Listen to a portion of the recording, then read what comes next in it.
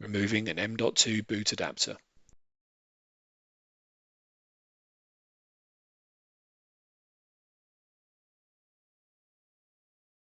Remove the server cover.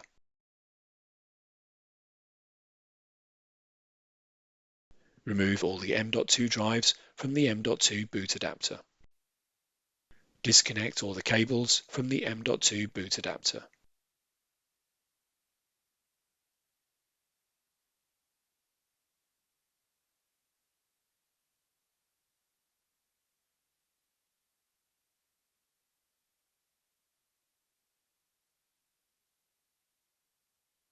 Loosen the screw that secures the M.2 boot adapter to the chassis.